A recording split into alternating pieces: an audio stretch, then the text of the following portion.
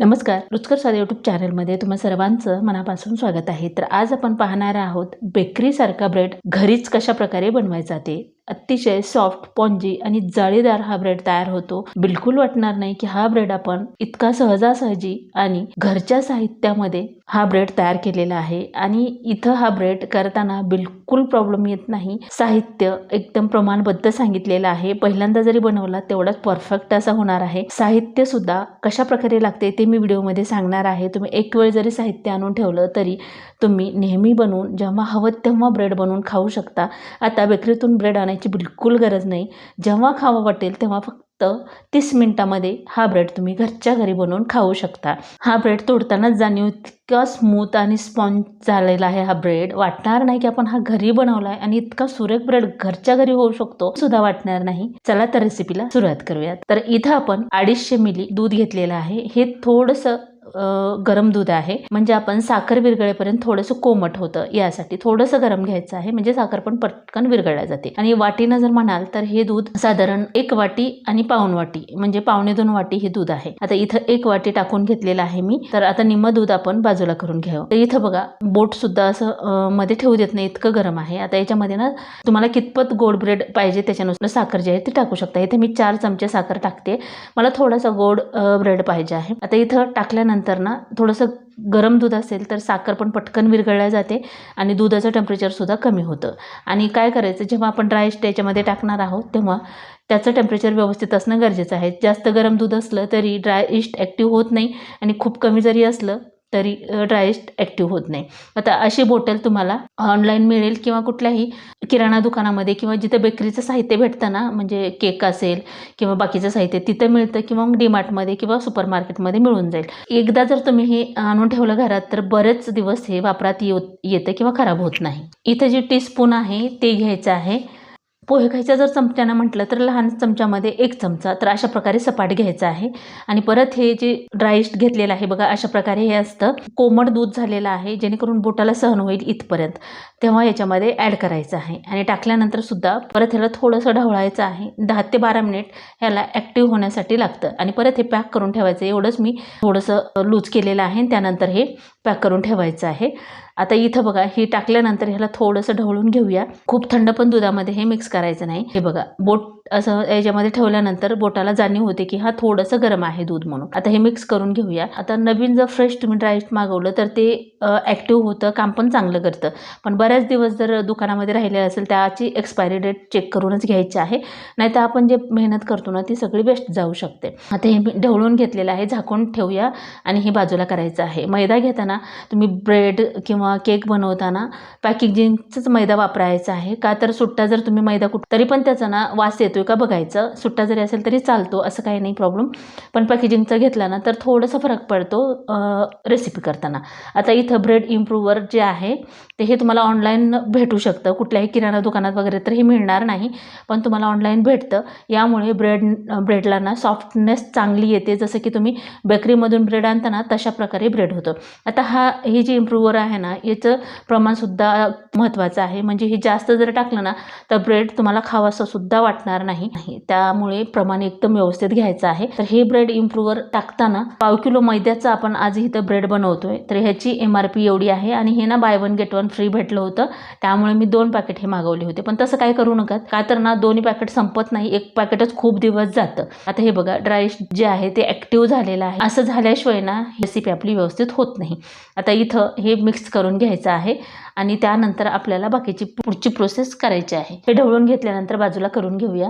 आता इथं इम्प्रूव्हर किती टाकायचं ते पाहूया। ही जी मेजरिंग स्पून आहेत ना त्यामध्ये 3/4 चमचा जे आहे तेवढाच भरून 1/2 किलो मैद्यासाठी आपल्याला वापरायचं आहे। ते पण सपाट घ्यायचं आहे, त्यापेक्षा जास्त बिलकुल वापरायचं नाही। नाही तर बऱ्याच वेळा काय होतं, आपण ब्रेड छान होईल म्हणून थोडंसं जरी जास्त टाकलं ना चवीत बदल झाला तर ती ब्रेड तुम्हाला फेकून द्यावा लागेल, त्यामुळे ही काळजी घ्यायची आहे। तर इथं बरोबर 250 ग्रॅम मैदा घेतलेला आहे मी आणि हे प्रमाण बरोबर मोजून घ्यायचं आहे। इथं मैदा मी चाळून घेतलाय आणि कपनीच म्हणाल, मेजरिंग कप जे आहे ते मोठा 240 ml चा. त्यांनी म्हटलं तर 2 कप फुल भरून हा मैदा म्हणजेच पाव किलो. मैदा हलका असल्यामुळे ना 2 कपचा 250 ग्रॅम होतं. आणि तुमच्याकडे वजन काटा असेल तर मोजून घ्या. तर हे बघा असं फुल भरून 2 कप घेतलेला आहे आणि हे चाळल्याशिवाय बिलकुल वापरायचं नाही. चाळल्यामुळे मैदा जे आहे ते हलका होतो, काय असेल त्यातलं निघलं जातं. हे बघा 240 ml चा हे कप आहे. तर आता हे मैदा आपण चाळून घेतल्यामुळे चाळलेला नाही. आता इथं आपण पोहे खायच्या चमच्याने अर्धा चमचा मीठ याच्यामध्ये टाकून घ्यायचं आहे. ब्रेड इम्प्रूव्हर जे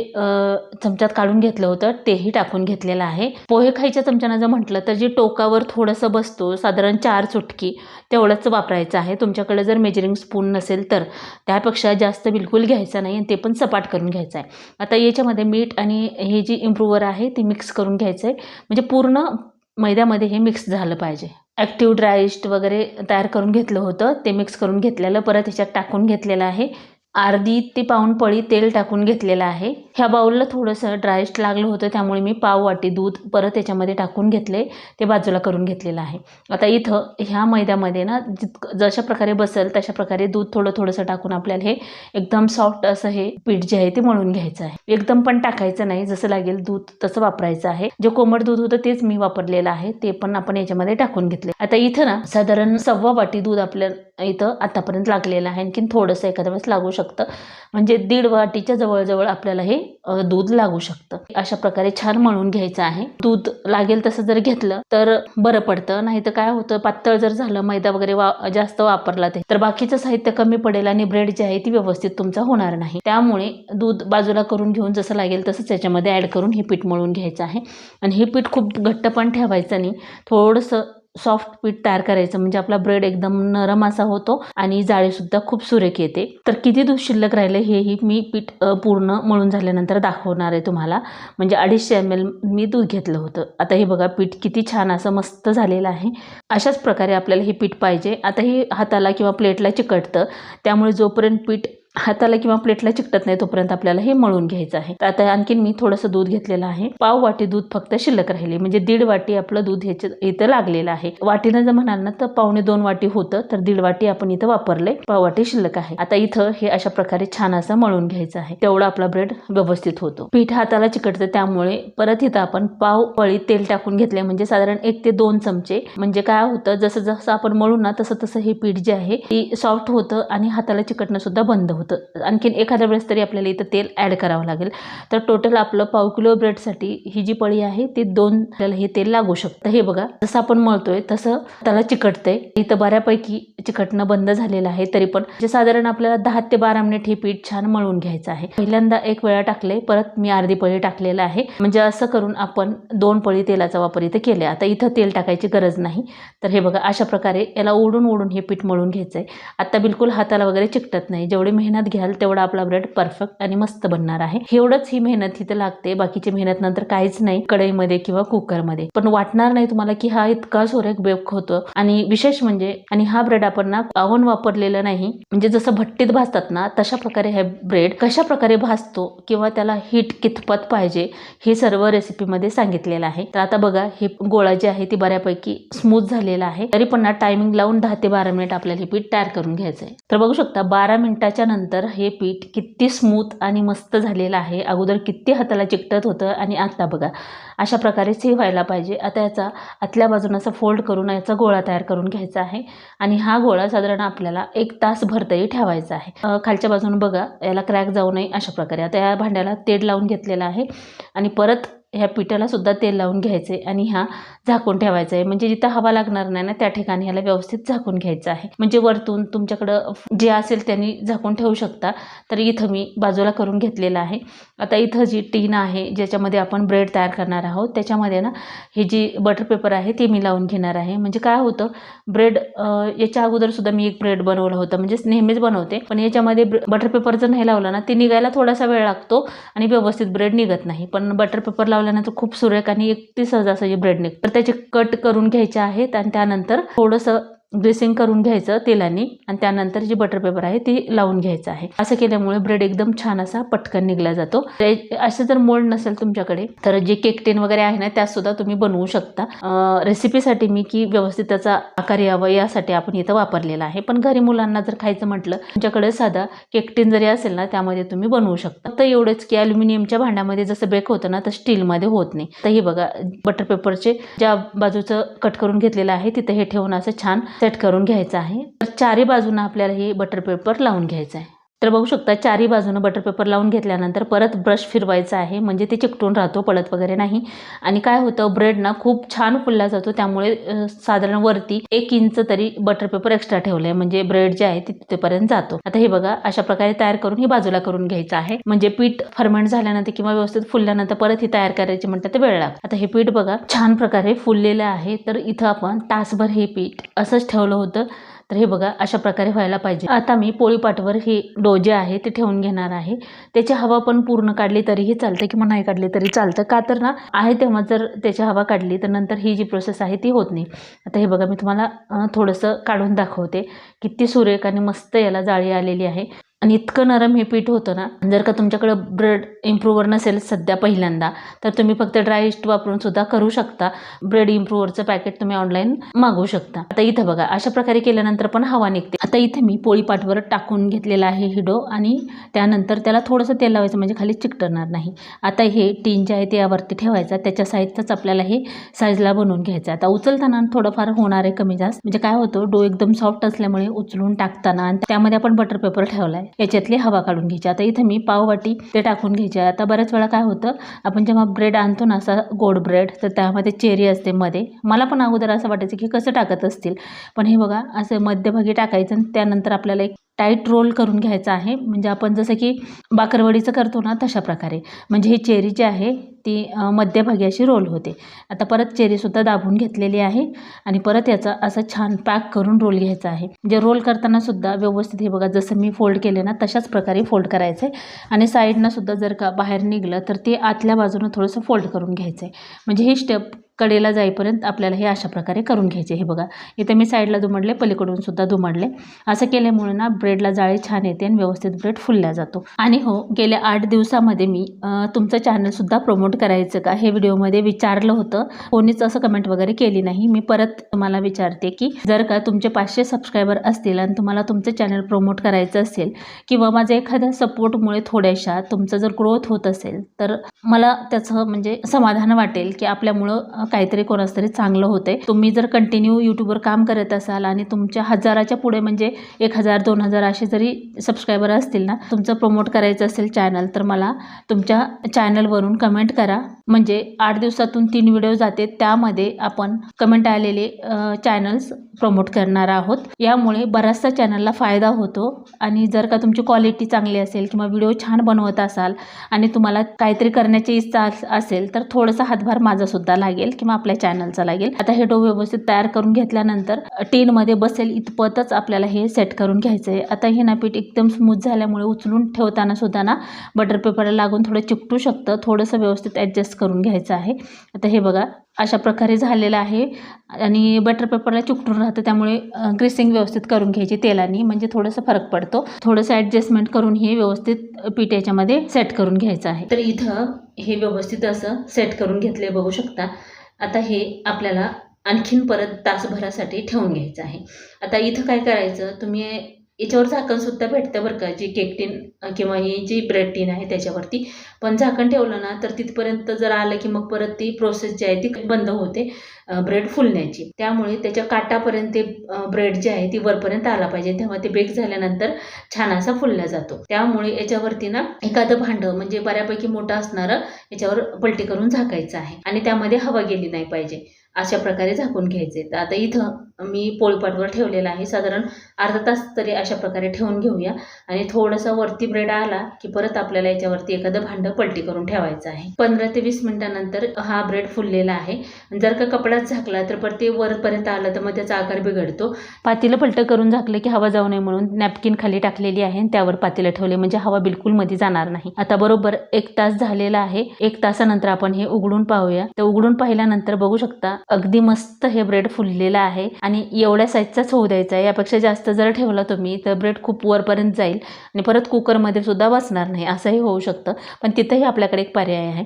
आता इथं ब्रेड तर परफेक्ट फुललेला आहे. तर आता इथं आपण कुकरमध्ये ब्रेड बनवतोय, त्यामुळे याला प्रीहीट करण्यासाठी ठेवायचं आहे. आणि इथं प्रीहीट करताना ना मोठी शेगडी वापरायची, म्हणजे जी आपण कुठल्या रेसिपीसाठी वापरतो ती. आता कुकरमध्ये ती टीन बसते का हे अगोदरच चेक करायचं आहे. नंतर जर चेक करायला गेलात तर मग प्रॉब्लेम होऊ शकतो. आता इथं मी मीठ टाकून घेतले. हे मीठ ना 10 ते 12 वेळा ही मी वापरलेलं आहे. तरी पण अशा प्रकारे आहे. 20 रुपयाचं पॅकेट जर तुम्ही आणून असं वापरलं तरीही चालतं. परत हे मीठ थंड झाल्यानंतर कॅरीबॅगमध्ये भरून ठेवायचे. आता इथं कुकरमध्ये मीठ टाकून घेतल्यानंतर याला प्रीहीट करण्यासाठी ठेवताना त्याच्यामध्ये जे स्टँड ठेवायचं आहे, म्हणजे टीन खाली डायरेक्ट मीठ आणि टीनमध्ये थोडंसं तरी अंतर असावं यासाठी एक रिंग असेल अशी तर ती ठेवून घ्यायची आणि परत याचं ना शिट्टी काढून घ्यायची आणि ही जी रबर आहे ते काढून घ्यायचं आहे आणि परत ह्याला झाकण लावून घ्यायचं आहे. याला कमीत कमी 10 ते 15 मिनिटासाठी प्रीहीट होऊ द्यायचं आहे. आता इथं बघा, जोपर्यंत आपलं कुकर थोडंसं गरम होते तोपर्यंत परत ह्याला ब्रेड जे आहे ती फुलल्या जातो. तर ह्या स्टेजला थोडंसं दूध ब्रशने अशा प्रकारे लावून घ्यायचं, म्हणजे काय होतं ब्रेडला खूप सुरेख रंग येतो, दिसायला सुद्धा छान दिसतं. जसं की आपण विकत्रीचा ब्रेड आणतो तशा प्रकारे, त्यापेक्षा सुद्धा सुंदर चवीला होतो. आणि एवढा ताजा ब्रेड तरी आपली देत नाहीत का, तर तिथं बनवून कधी आलेला असतो हे आपल्याला माहीत नसतं. पण घरच्या घरी ना तुम्ही एकदम फ्रेश हवं तसा ब्रेड तुम्ही घरच्या घरी करून खाऊ शकता. आणि जर का तुम्हाला वाटलंच तर आणखीन वेगळ्या प्रकारचा ब्रेड तुम्हाला हवा असेल तर मला कमेंटमध्ये सांगा, परत आपण ते पण ब्रेड ट्राय करूया. याला दूध लावून घेतलेलं आहे. 10 ते 12 मिनिट झालं याला आपण प्रीहीट करण्यासाठी ठेवलं होतं, तर बऱ्यापैकी ही गरम झालेलं आहे. हे एक सांगते तुम्हाला की ही जर कुकरवर झाकण आपण ठेवलं, जेव्हा आपण याच्यामध्ये ब्रेड बेक करायला ठेवतो तेव्हा, तर तेव्हा ना अगोदरच्या ब्रेडला असं झालं होतं, ते जे झाकणाचे निशाण आहेत ते त्याला लागले आणि त्यामुळे ब्रेड व्यवस्थित फुलला नाही झाकणाला लागल्यामुळे. तर तसं होऊ नये म्हणून ना आपण इथं दुसरी एक आयडिया वापरतोय, झाकण लावण्याच्या ऐवजी. आता इथं झाकणापर्यंत ही ब्रेड आत फुललेला आहे. झाकण लावल्यानंतर परत फुलला की परत त्याचं जे ब्रेड व्यवस्थित फुलायचं आहे ते स्टेप कमी होते, म्हणून मी एक छोटी हंडी आहे जेणेकरून ब्रेड वरपर्यंत सुद्धा फुलल्या जाईल, मग ती आपण इथं झाकून ठेवली. आता इथं गॅस जे आहे ते मोठी शेगडी असल्यामुळे ना पूर्ण अगोदर बघायचं त्याच्या बुडाला कुठपर्यंत जाळ जातो, त्याच्या निम्म्या पर्यंत आपल्याला गॅस ठेवायचा आहे. तर मीडियम गॅस करून घेतलेला आहे. 25 मिनिटापर्यंत आपल्याला याला बिलकुल हात लावायचा नाही. 25 मिनिटानंतर आपण याला चेक करूयात. तर 25 मिनिट झालेले आहेत. गॅस बिलकुल लहान किंवा मोठा केलेला नाही, एक वेळ गॅस केला की तसंच राहू द्यायचं आहे. आता एखादा कपडा घ्यायचा आहे आणि त्याने हे वरचं भांडं काढून घ्यायचं आहे. खूप गरम झालेलं आहे, तर बऱ्यापैकी रंग आला आहे, पण आणखीन 5 मिनिट आपण ठेवूयात. आणि आत्ता ह्या स्टेजला काय करायचं की जेव्हा आपण हे झाकून घेऊ ना तेव्हा गॅस जे आहे ती बंद करून घ्यायचा आणि नंतरचे 5 मिनिट ना जे मीठ जे आतलं गरम झालेलं आहे त्याच्यावरच ही याला सुरेख रंग येतो. जर का तुम्हाला वाटलंच तरी पण रंग नाही आला तर 5 मिनिट आणखीन ठेवा गॅस चालू मीडियम, आणि नंतर शेवटचे परत 5 मिनिट जे आहे ती परत गॅस बंद करून घ्यायचा आहे. तर इथं आता आपण गॅस बंद करून घेतलेला आहे आणि त्याच्यानंतर आपण भांडं जे आहे ते काढून घेतले. तर बघू शकता किती सुरेख आणि मस्त बेक झालेला आहे. वाटणार नाही की आपण हा ब्रेड कुकरमध्ये बेक केलेला आहे, इतका सुरेख दिसतोय. केक बनवताना जसं आपण गॅस लो फ्लेमवर करतो तसं बिलकुल करायचं नाही, का तर तिथं आपण बेकिंग पावडर बेकिंग सोडा वापरलेला असतो, त्याला ॲक्टिव्ह होण्यासाठी थोडासा वेळ लागतो, म्हणजे सावकाश ॲक्टिव्ह होतं ते. पण इथं आपण ड्रायस्ट वापरल्यामुळे इथं याला मध्यम आच पाहिजे तेव्हा ते पटकन बेक होतं आणि त्याला जास्त वेळ लागत नाही. तर आता इथं कुकरमधून काढून घेऊया. बऱ्यापैकी थंड झालं आहे कुकर, म्हणजे जेणेकरून आपण पकडू इतपत. तर पकडणं अशा प्रकारे हे टीन काढून घ्यायचं आहे. तर बघू शकता किती सुरेख दिसतोय हा ब्रेड आणि तितका स्पॉन्जी आणि एकदम नरम असा हा ब्रेड झालेला आहे. पण आपल्याला इथं ना 2-3 तास तरी परत ह्याला ठेवायचं आहे, तेव्हा ते आणखीन जसं की बेकरीत असतो तशा प्रकारे होतो. आता ह्याला साधारण अर्धा तास थंड होऊ द्यायचं किंवा 10-15 मिनिटांनी परत ह्याच्यावर अशा प्रकारे नॅपकिन टाकून घेतलेलं आहे. आणि त्यानंतर आपल्याला पूर्णपणे थंड झाल्याच्या नंतर याला प्लॅस्टिक पन्नीमध्ये ह्याला पॅक करून ठेवायचं आहे 2-3 तासासाठी आणि त्याच्यानंतर आपल्याला कट करायचं आहे. तर आता इथं याच्यातून ह्या टीनमधून काढून घेऊयात ब्रेड. तर आता इथं बघा टीनमधून काढताना ना अगदी सहज हे निघतो. बटर पेपर लावला की असा व्यवस्थित आणि मस्त असा हा ब्रेड निघतो. या टीनला सुद्धा काही सुद्धा लागत नाही, नाहीतर टीनला खूप चिकटून राहतो डायरेक्ट तुम्ही त्याच्यामध्ये बेक केल्यावर. तर ब्रेड बघा किती सुरेख भाजला गेलेला आहे. वाटतो का हा आपण कुकरमध्ये बेक केलेला आहे. चारही बाजूनं मी दाखवते किती सुरेख बेक झालं आहे बघा. आणि जास्त करपला नाही किंवा टायमिंग इतकं परफेक्ट आहे ना, 30 मिनिट म्हणजे 25 मिनिटालाच बेक होतो, पण रंग येण्यासाठी वरचे 5 ते 10 मिनिट लागू शकतात. तुम्ही गॅसची फ्लेम कशी ठेवली त्याच्यानुसार. हे बघा एकदम नरम असा हा ब्रेड झालेला आहे. आता ही जी बटर पेपर आहे ते आत्ता लगेच काढाय केल्यानं गरम गरम ते व्यवस्थित निघणार नाही. तर ह्याला थंड झाल्याच्या नंतरच म्हणजे जेव्हा आपण 2-3 तास ठेवू त्याच्यानंतरच ह्याला काढून घ्यायचं आहे. तर आता आपण ह्याला एक प्लॅस्टिकची पन्नी प्लेनवाली घ्यायची आणि त्यामध्ये हे पॅक करून घ्यायचं आहे. कुकरला झाकण लावल्यामुळे अशा प्रकारे हे होल पडतल्यासारखे होतात. तर इथं प्लॅस्टिकची पन्नी प्लेनवाली अशी घ्यायची आहे आणि त्यानंतर हे बघा याला असं पॅक करून घ्यायचं आहे आणि इथं पूर्ण व्यवस्थित पॅक करून घ्यायचं आहे, जेणेकरून हवा कुठूनच लागली नाही पाहिजे. 3 ते 4 तासासाठी असंच ह्याला ठेवून द्यायचं आहे आणि त्यानंतर आपल्याला ह्याला कट करायचं आहे. आता हे पॅक केल्याच्या नंतर परत त्याच्यावर नॅपकिन झाकून घेतले. आता 3 तासानंतर आपण हे ब्रेड उघडतोय. तुम्ही एखाद्या कॅरीबॅगमध्ये सुद्धा हे ब्रेड ठेवू शकता. असं प्लॅस्टिक पन्नीच प्लेन असावे असं काही नाही. तर ब्रेड काढून घेतलेला आहे. एकदम नरम असा झाला आहे पहिल्यापेक्षा, म्हणजे 2-4 तास ठेवलं ना एवढा सॉफ्ट असा हा ब्रेड होतो. जे बटर पेपर जे आहे ते काढून घ्यायचं, अगदी सहज निघला जातो. गरम गरम काढला असताना एवढा व्यवस्थित निघला नसता आणि ब्रेडसुद्धा थोडंसं असं खरबडीत झाला असता काढल्यामुळे. तर थंड झाल्याशिवाय हे बटर पेपर बिलकुल काढायचं नाही. आता हे बटर पेपर सर्व आपण काढून घेऊया. इतका सुंदर बेक झालेला आहे. कुकरमध्ये वाटणार नाही की इतका सुरेख ब्रेड बेक होईल म्हणून. तर पूर्ण बटर पेपर आपण काढून घेऊया. कोणाला तरी वाटेल का ह्या ब्रेडला पाहिल्यानंतर की हा ब्रेड आपण घरी कुकरमध्ये बेक केलेला आहे. किती सुरेख भाजलाय आणि दिसायला सुद्धा तितकाच मस्त दिसतोय आणि चवीला तर इतका भारी होतोय की हवं तेव्हा तुम्ही बनवून खाऊ शकता. हे बघा एकदम नरम नरम असा हा झालेला आहे. तर आता कट करताना तुम्ही एकतर प्लेन पातळ बतई वापरायची किंवा ब्रेडचं कटर भेटतं ऑनलाईन ते तुम्ही वापरू शकता. तर इथं ब्रेडचं कटर आहे माझ्याकडं, पण मला तरी ना हे ब्रेडचं कटर बिलकुल आवडत नाही. याला ना दात्र्या असल्यासारखं आहे, पण त्यामुळे कट होतो. पण ब्रेड इतका सॉफ्ट होतो ना ते कट करायला की बारीक बारीक असं चुरा निघल्यासारखा निघतो, पण कट होतो मात्र पटकन, असा वेळ लागत नाही. आता ब्रेड बेकरीमध्ये ना त्यांच्याकडे मशीन असते त्यामुळे ते पटकन कट होतो. ते काही एक एक असं स्लाईस काढत बसत नाहीत, एकसारखे स्लाईस ते मशीनमध्ये निघतात. पण आता आपल्याकडे काहीतरी जुगाडच करावा लागतो, त्यामुळे आपण अशा प्रकारे कट करून घेऊया. तर बघा वाटतो का किती सुरेख दिसतोय आणि सॉफ्ट तर इतका झालाय की कट करताना सुद्धा वाटते की तुटतो की काय. तर अशा प्रकारे अगदी अलगद असं याचे स्लाइस कट करून घ्यायचे आहेत. स्लाइस थोडेसे लहान मोठे होऊ शकतात. तर दुसरं स्लाइस सुद्धा कट करून झाले, बघू शकता. अगदी नाजूक असा झाल्यासारखा हा ब्रेड होतो आणि इतका ताजा आणि फ्रेश ब्रेड फक्त आपण घरीच बनवून खाऊ शकतो. बेकरीमध्ये तेवढा फ्रेश ब्रेड कधीच भेटणार नाही. आपल्याला ब्रेड कट करायची एवढी प्रॅक्टिस नसते, त्यामुळे सावकाश ब्रेड कट करून घेऊया आणि ब्रेडचे स्लाइस जेवढे एकसारखे होतील तेवढे पाहायचे आहेत. तर अशा प्रकारे निम्मा ब्रेड मी कट केलेला आहे. तर इतका मस्त आणि जाळी बघा किती सुरेख आलेली आहे. इतका सॉफ्ट झालाय की अगदी हातात घेतल्याबरोबर तुटेल इतका स्मूथ होतो. तर तुम्हाला एक स्लाइस मी तोडून दाखवते. तर बघू शकता किती नरम आणि मस्त, चवीला सुद्धा तितकाच भन्नाट हा ब्रेड होतो. वाटणारच नाही की हा ब्रेड तुम्ही ना असंच सुद्धा, मुलं तर इतक्या आवडीनं खातील ना, बिना चहाचा सुद्धा खाऊ शकतात. तर हे बघा 2 दिवस जरी ठेवलात ना तर अशाच प्रकारे हा ब्रेड राहतो. तर आजची ही ब्रेडची रेसिपी तुम्हाला कशी वाटली ती कमेंट करून नक्की सांगा. व्हिडिओ आवडला असेल तर लाईक करा, शेअर करा, सबस्क्राईब करा आणि पूर्ण रेसिपी पाहिल्याबद्दल धन्यवाद. चला तर भेटूया अशाच एका छानशा रेसिपीमध्ये. Bye bye and take care.